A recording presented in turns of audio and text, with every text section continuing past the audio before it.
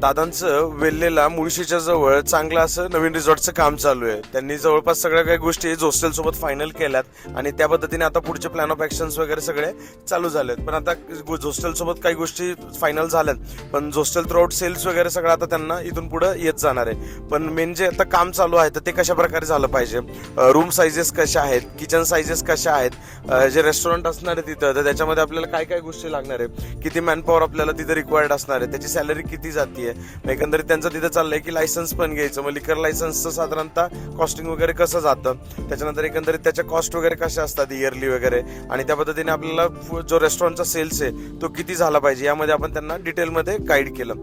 त्याच्यानंतर एकंदरीत त्यांचा जो किचनचा लेआउट वगैरे होता त्याच्या साईजेस आपण त्यांच्याकडनं घेतल्या आणि त्यामध्ये पण आपण त्यांना गायडन्स दिलं कशा प्रकारे आपल्याला सगळे जे इक्विपमेंट्स वगैरे आहेत ते तिथं बसवता येतील. आणि मग त्याच्यामध्ये स्टोअर साईज झाला असेल किंवा ऍडव्हान्स आपल्याला काय काय इक्विपमेंट लागणार आहे, ड्रेनेज लाईन पासून आपण त्यांना सगळ्या गोष्टींमध्ये डिटेलमध्ये गाईड केलं. यानंतर जर बघायला गेलं तर बाहेरच्या साईडला आपल्या ज्या रूम्स वगैरे आहेत त्याचं लॉन्ड्री आलं, त्याच्यानंतर ते आपण इन हाऊस केलं पाहिजे, बाहेर दिलं पाहिजे.